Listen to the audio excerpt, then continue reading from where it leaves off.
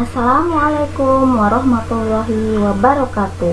Kembali lagi dalam channel pembelajaran Bu Maya.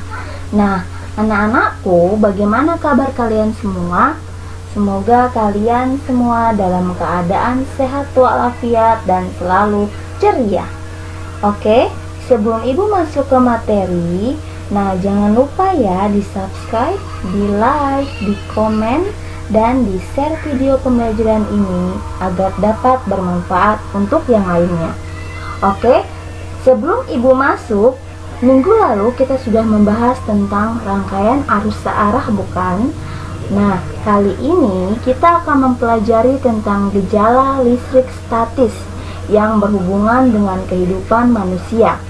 Oke, gejala listrik statis sangat erat hubungannya dengan muatan listrik.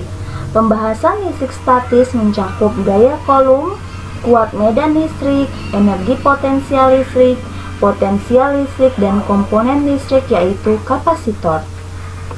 Dengan mempelajari bab ini, kalian akan mengetahui berbagai fenomena dan muatan listrik statis bagi kehidupan. Ya, kita masuk saja ke materi tentang listrik statis. Ya, listrik statis. Nah, kalian bisa lihat gambar pada yang ada di dalam.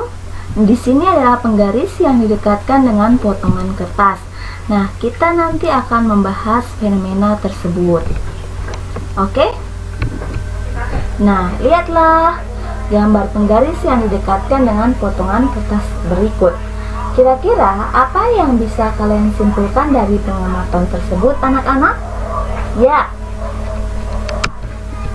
kita akan membahas semuanya itu di dalam listrik statis. Listrik statis atau dalam bahasa Inggris adalah elektrostatik, yang membahas tentang muatan listrik yang berada dalam keadaan diam atau biasa disebut dengan statis. Atau listrik statis adalah listrik yang diam untuk sementara pada suatu benda. Oke, di sini penemuan listrik statis. Nah, gambar yang ada di samping ini adalah Thales of Miletus. Beliau adalah orang pertama yang melakukan percobaan tentang listrik statis dengan menggosokkan batu ambar dengan kain wol, kemudian didekatkan ke bulu ayam. Ternyata bulu ayam terbang dan menempel pada batu ambar. Beberapa saat kemudian dia jatuh kembali. Oke, susunan atom. Nah, kalian pernah dengar kata atom, bukan? Atom itu pernah dipelajari di kimia juga. Nah, Thales Miletus atau ilmuwan yang berasal dari Yunani, beliau menemukan gejala listrik yang diperoleh dengan menggosok batu ambar yang dalam bahasa Yunani disebut dengan elektron atau muatan negatif.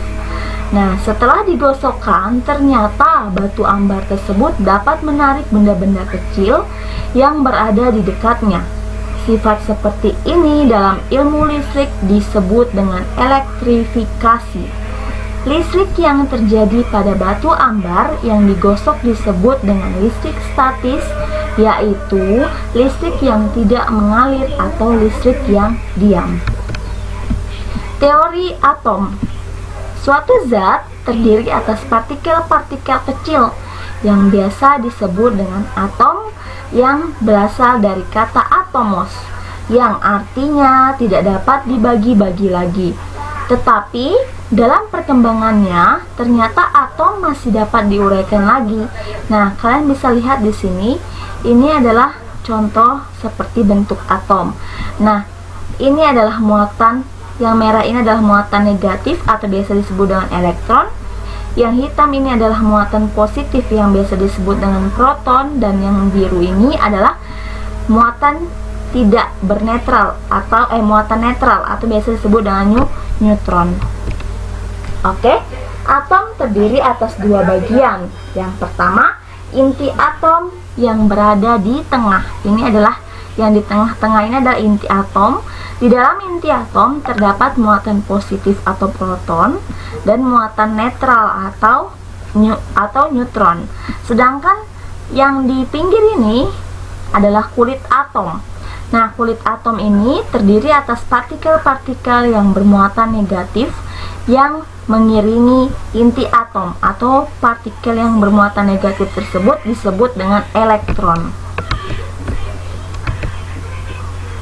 Oke, muatan listrik. Nah, coba kalian amati kegiatan di bawah ini. Kira-kira apa yang dapat kalian simpulkan dari pengamatan ini? Nah, ini adalah kertas-kertas yang dapat ditarik oleh penggaris plastik yang telah digosokkan di rambut. Oke, peristiwa yang dihasilkan atau yang menghasilkan muatan listrik serta proses terjadinya. Yang pertama, jika sisir plastik digosokkan dengan kain wol akan bermuatan negatif karena adanya aliran-aliran elektron dari kain wol ke sisir plastik. Nah, hal tersebut juga sama seperti penggaris plastik yang digosokkan ke rambut sehingga dia bermuatan negatif. Jadi, penggaris plastik tersebut dapat menarik potongan-potongan kertas kecil. Yang kedua, peristiwa kedua adalah kaca yang digosokkan dengan kain sutra akan menjadi bermuatan positif karena sebagian elektron dari kaca berpindah ke kain sutra. Oke, kita masuk ke gaya listrik. Nah, muatan listrik terbagi menjadi muatan listrik positif dan muatan listrik negatif. Dua buah muatan yang sejenis apabila didekatkan akan tolak-menolak. Contohnya misalnya perempuan jika didekatkan dengan perempuan akan saling tolak-menolak. Kemudian yang kedua, dua buah muatan yang berlainan jenis didekatkan akan tarik-menarik. Contohnya laki-laki dan perempuan jika didekatkan akan saling tarik-menarik. Kemudian hukum Coulomb. Nah, penelitian fisikawan Prancis atau Charles Coulomb eksperimen dengan suatu perlengkapan atau biasa disebut dengan raca puntir. Kemudian kesimpulan Charles Coulomb bahwa gaya elektrostatik pertama berbanding lurus dengan hasil kali kedua muatan dan berbanding terbalik dengan kuadrat jarak kedua muatan. Nah, secara matematis dapat dituliskan sebagai berikut. F ini adalah gaya tarik-menarik atau gaya tolak-menolak. K ini adalah konstanta dielektrik atau permitivitas relatif bahan. Nilainya yaitu adalah 9 kali 10 pangkat 9 Newton meter kuadrat per kolom kuadrat. Q1 ini adalah besar muatan pertama. Q2 adalah besar muatan kedua dengan satuannya kolom. Dan R ini adalah jarak kedua muatan. Jarak kedua muatan dipangkatkan 2. Jadi gaya ini sebanding dengan kedua muatan dan berbanding terbalik dengan jarak kedua muatan. Kemudian gaya Coulomb yaitu gaya tarik atau gaya tolak antara dua muatan listrik. Ini adalah definisi gaya Coulomb. Nah, gaya Coulomb dalam bahan ini adalah epsilon sama dengan epsilon R dikalikan dengan epsilon 0, atau gaya Coulomb pada bahan atau FB sama dengan 1/4 pi epsilon R kali epsilon 0 dikalikan dengan Q1 kali Q2 dibagi R kuadrat. Nah, yang ini 1/4 pi epsilon R epsilon 0 ini adalah K, gaya Coulomb oleh beberapa muatan. Banyak muatan listrik yang terdapat di suatu bidang, yaitu banyaknya gaya Coulomb. Karena gaya itu sama dengan vektor, maka resultan gaya pada bidang tersebut adalah vektor dari gaya-gaya tersebut.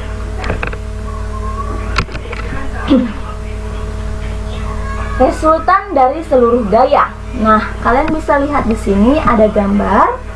Ini adalah gambar muatan pertama, kedua, dan ketiga. Nah, di sini kenapa gayanya ke arah keluar dari muatan kedua? Karena muatan positif itu dia keluar dari bidang. Jadi Q2-nya ini keluar sehingga dia menimbulkan adalah F2 terhadap 1. Nah, kemudian yang 2 dan 3 ini karena positif berarti dia keluar dan menghasilkan gaya 2 terhadap di 3. Besar gaya kolom di Q2 adalah nilai F2 jika F23 lebih besar dari F21, maka F2 itu sama dengan F23 dikurangkan dengan F21. Oke, maaf, ini harusnya 21.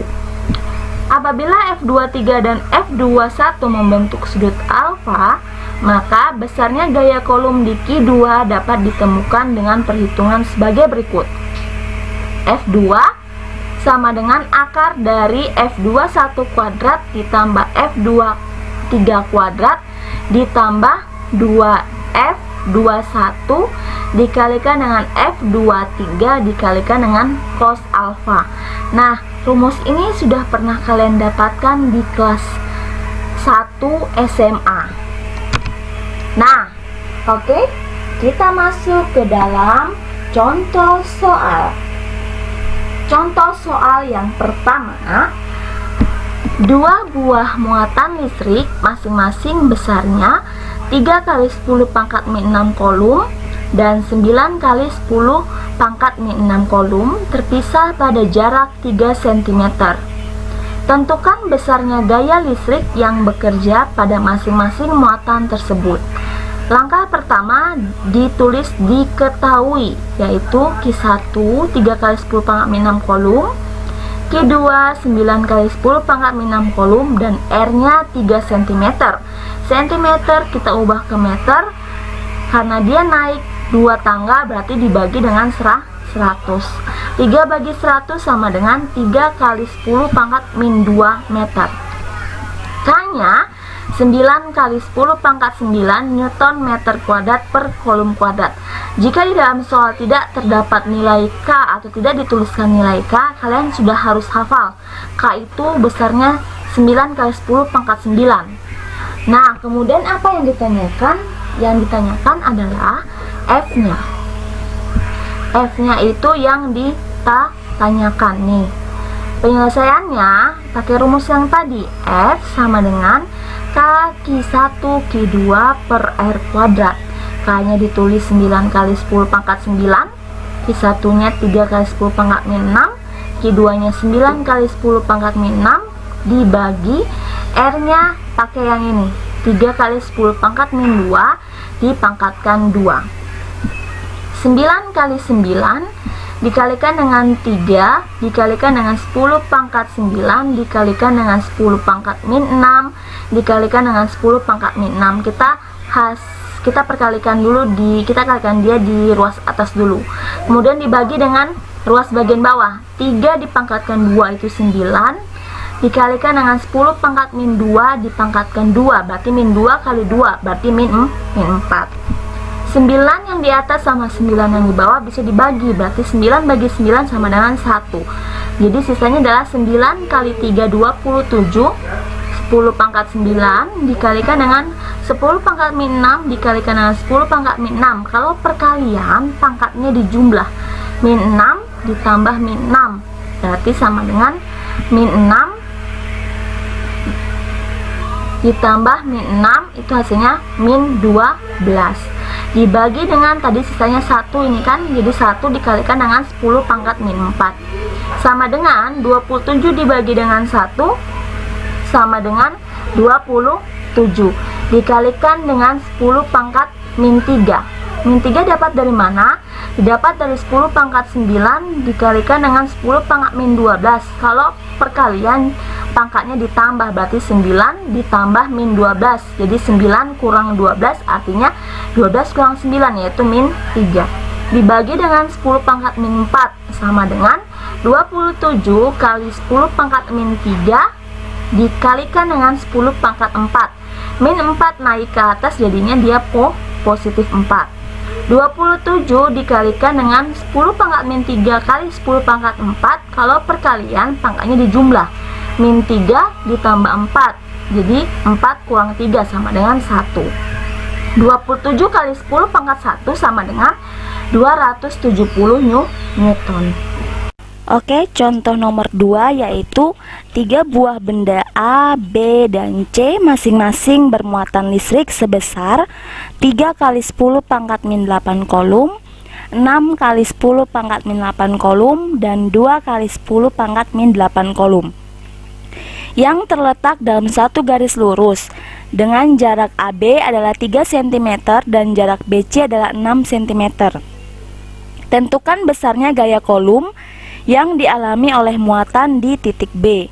Nah, di sini diketahui, kita gambar dulu garis lurus. Di sini ada titik A, titik B, dan titik C dengan jarak atau RAB-nya 3 cm dan RBC-nya adalah 6 cm. QA-nya 3 kali 10 pangkat min 8 kolom, QB-nya 6 kali 10 pangkat min 8 kolom, dan QC-nya adalah 2 kali 10 pangkat min 8 kolom. Nah, yang ditanyakan adalah FB-nya atau gaya kolom yang dialami oleh muatan di titik B. Jadi sini ya. Nah, kita bahas. Oke.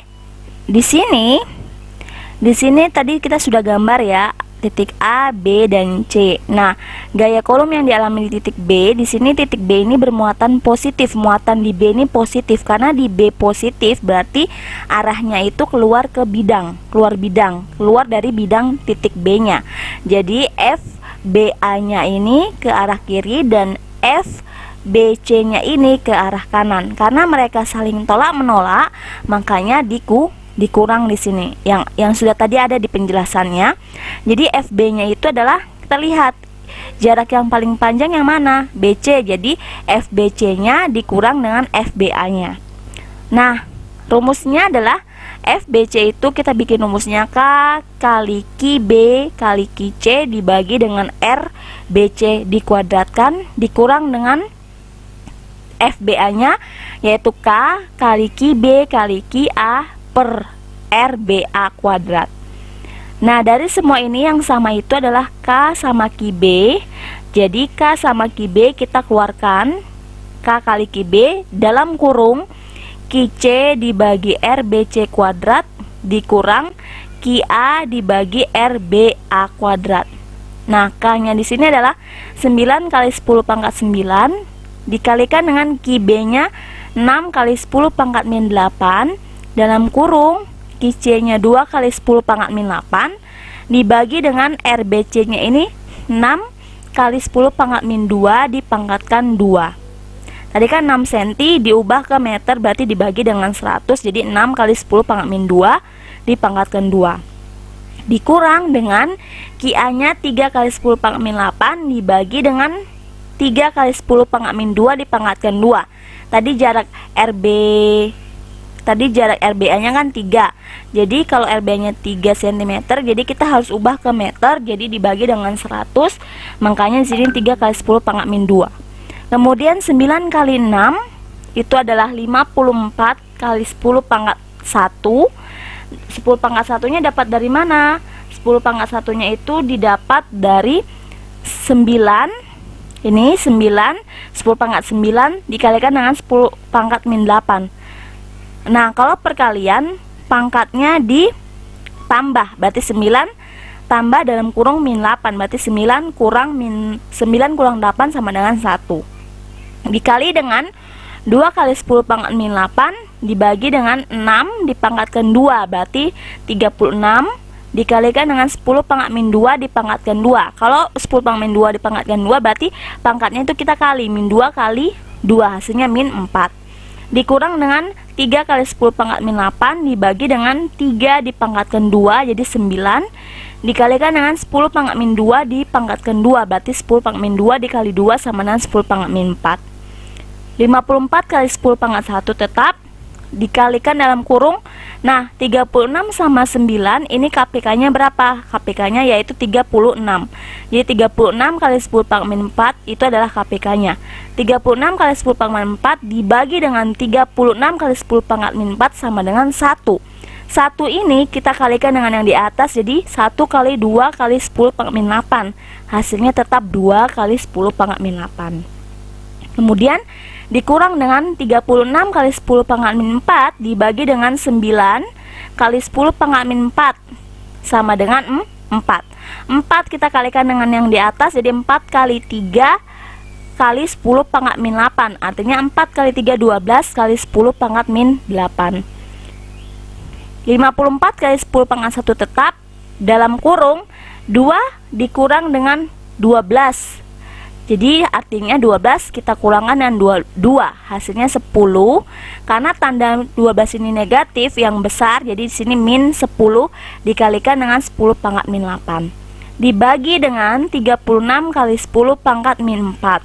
Nah, 54 sama 36 sama-sama bisa dibagi 9. 54 bagi 9 6, 36 bagi 9 4. Jadi di sini yang di atas sisanya 6, yang di bawah sisanya 4. Jadi 6 kali 10 pangkat 1 dikalikan dalam kurung min 10 kali 10 pangkat min 8 dibagi dengan 4 kali 10 pangkat min 4. 6 kali 10 pangkat 1 artinya dikalikan dengan min 10 kali 10 pangkat min 8. Jadi 6 dikalikan dengan min 10 ini kali masuk, jadi hasilnya min 60. Dikalikan dengan 10 pangkat 1 dikalikan dengan 10 pangkat min 8, itu artinya kalau perkalian pangkatnya ditambah 1 ditambah min 8, jadi 1 dikurang 8 yaitu min 7. Jadi ini min 60 kali 10 pangkat min 7 dibagi dengan 4 kali 10 pangkat min 4. Oke, kita lanjutkan di bawah di atas.